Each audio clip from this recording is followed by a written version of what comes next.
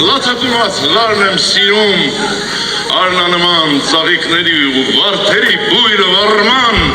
ու նայիրյան աղջիկների հեզաճկում պարն եմ Եղիշե Չարենցը հայ մեծագույն բանաստեղծներից է, որի ստեղծագործությունը ընդգրկում է լայն թեմատիկ, ոճական և Եղիշե Չարենցը հայ մեծագույն բանաստեղծներից է, որի ստեղծագործությունը ընդգրկում է լայն թեմատիկ, ոճական և գաղափարական շրջանակ։ Նրա բանաստեղծությունները կարևոր դեր ունեն հայ նոր գրականության զարգացման մեջ։ Ահա, հիմնական տեղեկությունները։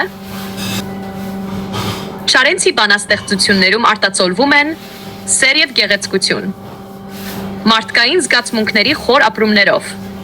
հայրենասիրություն, հատկապես արտահայտված է «Ես իմ անուշ Հայաստանի» բանաստեղծությունում, ազատություն և հեղափոխություն, նա հավատում էր նոր աշխարհի ծննդին, ժողովրդական ազատագրությանը, արվեստ և բանաստեղծի կոչում, Չարենցը հաճախ խորհում է բանաստեղծի դերի մասին, պոեզիայի դարաշրջան, «Ես եմ իմ երգը» և այլն։ Մարդ և ժամանակ Բանաստեղծը հաճախ է արտացոլում իր ժամանակի դժվարությունները, սոցիալական և քաղաքական լարումները։ Հայտնի բանաստեղծություններ «Ես իմ անուշ Հայաստանի» հայրենասիրական հնչողությամբ ամենահայտնի բանաստեղծությունը։ Կապույտ լեռնաշղթաներ հայրենի բնության գեղարվեստական պատկերներով։ Նա սիրում էր սիրո քնարական պատկեր, աշնամտնշաղին, խորհրդավոր և երաժշտական տոնայնությամբ գործ։ Պոեզիայի դարաշրջան, «Ես եմ իմ երգը», ինքնահայեցող և փիլիսոփայական բնույթի գործեր, ռոմանս առանց խոսքերի, մեղմ, երաժշտական քնարականություն։ Չարենցի ոճը նորարար էր ձևով և լեզվով, օգտագործում էր սիմվոլիզմ, էքսպրեսիոնիզմ, ֆուտուրիզմ և ռեալիզմ։ Բանաստեղծությունները հաճախ ունեն երաժշտականություն, ռիթմիկ խաղ, խոր մտածողություն։ Սիրում էր նոր բառեր ստեղծել, հնչյուններով խաղալ, դարձնելով խոսքը կենդանի ու գունեղ։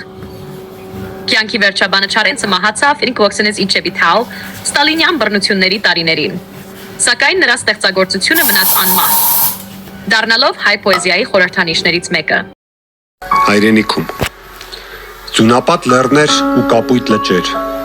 երկինքներ որպես երազներ հոգու, երկինքներ որպես մանկական աչեր,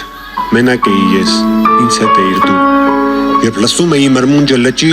ու նայում էի թափանցիկ հեռուն, զարթնում էր իմ մեջ քո սուրբ անուրջի կորուստը այն հին, աստղային, անհուն, կանչում ձյունոտ լեռներում, մեկը կարոտի իր ինքնամուտին, իսկ գիշերն իջնում ծածկում էր հեռուն, խառնելով հոգիս աստղային մութին։